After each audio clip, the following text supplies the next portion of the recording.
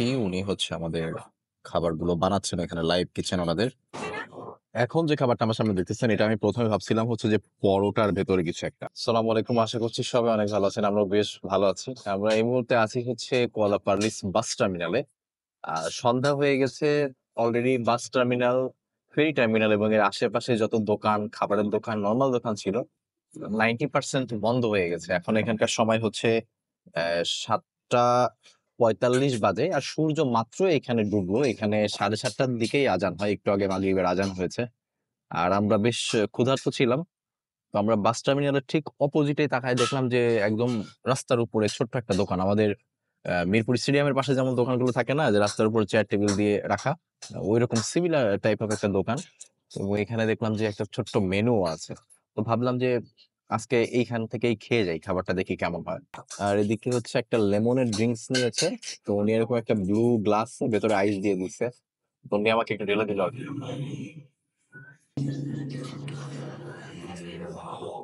বাবা, কড়া লেমন, কড়া মানে বেশি বেশি কড়া লেমনটা।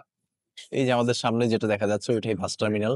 আর বাস টার্মিনালের ঠিক পাশে এই যে উপরের দিকে যে জিনিসগুলো দেখছেন, এগুলো আহ, ঘুড়ি, তারা যেন শখ করে খুব নানা রং বেরং নানা ঢঙের ঘুড়ি উড়াচ্ছে এখানে।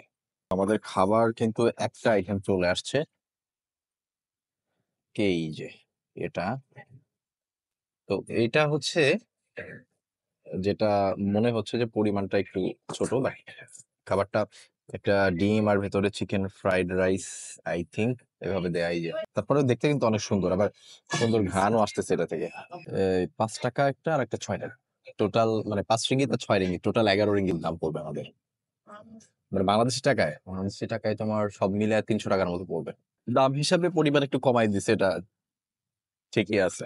এটা খুবই অল্প দামে ওনারা সেল করতেছে। 10 রিঙ্গিতের নিচে তো আমরা লাঙ্কাওইতে খাই নাই এইসব খাবার। এখানে হাত ধোয়ার জায়গা তো আছে কিন্তু আসলে আহ সাবান টাবান নাই, সেই জন্য চামচটা একটু ধুয়ে নিয়ে আসলাম। তো আমি আগে আমাদের এইটা যেটা দিয়েছে দুটোতেই ডিম আছে, ওটা আমি ভেবেছিলাম পরোটার মাঝখানে কিছু একটা, বাট আসলে ওটাও একটা আহ ডিমেরই খাবার। বিসমিল্লাহ করা যাক। বিসমিল্লাহ।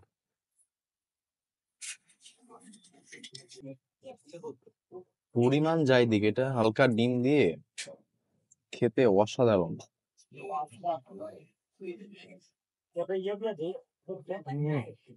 রাইসটা হালকা ভাজা ভাজা এবং কড়াইতে যে ভাজা ভাজা অংশ থাকে ওটা আবার পরে উপর দিয়ে ছিটাই দিছে। আর এখানে ডিমটা একদম কড়া করে ভাজা না, হালকা নরম করে ভাজা। এই ডিমটা দিয়ে আর ভেতরে হালকা সবজি, ক্যারট আছে, বাঁধাকপির কিছু অংশ আছে, পেঁয়াজ আছে, আর রসুন এরা আস্তে আস্তে মানে একটা রসুন 2 ভাগ করে দিয়ে দিয়েছে। কিন্তু এত সুন্দর ফ্লেভার, খেতে অসাধারণ। এটা তো এখন মনে হচ্ছে পরিমাণ আর একটু ভালো বেশি হলে ভালো হইতো, কারণ অনেক স্বাদ আসলে খেতে। এখন যে খাবারটা আমার সামনে দেখতেছেন এটা আমি প্রথমে ভাবছিলাম হচ্ছে যে পরোটার ভেতরে কিছু একটা, কিন্তু এখন বুঝতে পারতেছি এটা একটা ডিম। ডিমের ভেতরে রাইস আছে। তো একটু উন্মোচন করা যাক। এই দেখেন, এটাও সিমিলার টাইপের ফ্রাইড রাইসই, কিন্তু এই ডিমটা দিয়ে ঢেকে দিয়েছে। আমাদের দেশে একটা হায়দ্রাবাদি বিরিয়ানি পাওয়া যায় না, যে উপরে মানে মাটির হাঁড়ির উপরে যে একটা ঢেকে দেয় আটা দিয়ে, অনেক বিরিয়ানি পাওয়া যায় এরকম, না দম বিরিয়ানি গুলো।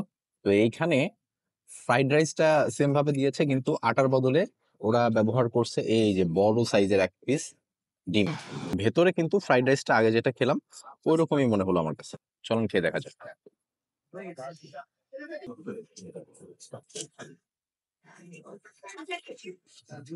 সিমিলার ক্যাটাগরির ফ্রাইড রাইসই আছে এটাতেও, বাট এটাতে হচ্ছে রসুনের পরিমাণটা কম। ওটাতে একটা রসুনের খুব সুন্দর একটা ঘ্রাণ আছে, এটাতেও রসুনের ওরকম কড়া ঘ্রাণটা নাই। এই যে ডিমটা দিয়ে খেতে আসলে দুর্দান্ত।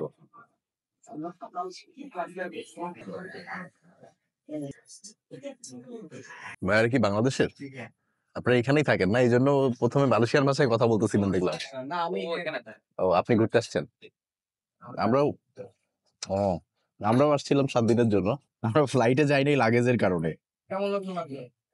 উম, লঙ্কায় অনেক সুন্দর, কিন্তু আমার ওপিনিয়নে হচ্ছে ফ্যাসিলিটিস এখনো অতটা ইমপ্রুভ না টুরিস্টদের জন্য, যদি কম্পেয়ার করি টু থাইল্যান্ড অ্যান্ড লাঙ্কয়।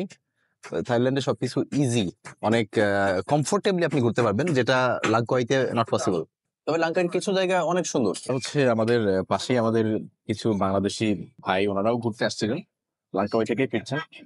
তো তাই ওনাদের সাথে একটু কথাবার্তা বলতেছিলাম আরকি। আর খাবারের কথা বলতে গেলে এখনো পর্যন্ত আমার কাছে কোনটাই অতটা জঘন্য খাবার মনে হয় নাই। সবই খেতে মোটামুটি ভালো। মানে আপনার টেস্ট বাডকে একদম ধোঁকা দিবে না যে কি খাইলাম, এমন না। তুমি তো সস দিয়ে ডিম খাইতেছো? খাও।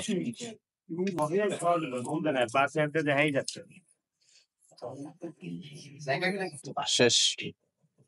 তুমিও খাই মজা পাইছো, আমিও মজা পাইছো।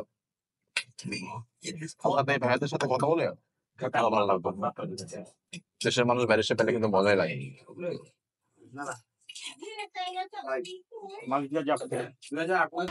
Is your bill 30? Thank you. ভাইয়া থ্যাংক ইউ সো মাচ। আচ্ছা। তো আমাদের হচ্ছে মোবাইলে নেটওয়ার্ক ছিল না। তো এখানে বাংলাদেশী এক ভাই উনি এখানে থাকে। তো উনার ব্যাংক অ্যাকাউন্ট থেকে আরকি আমাদেরকে ৩০ রিঙ্গিত করে দিল। আর আমরা ওনাকে ৩০ রিঙ্গিত ক্যাশ দিয়ে দিছি। তো এখন নেটটা কিনবো বা কিভাবে এটাই আরকি খোঁজ করতেছি। বাস টার্মিনালের দিকে যাই। ওখানে কোনো ওয়াইফাই পাইলেও তো পাইতে পারি। তাই না? চলো যাই। ভিডিওটা দেখার জন্য ধন্যবাদ। সবাই ভালো থাকবেন। আল্লাহ হাফেজ। সালামু আলাইকুম।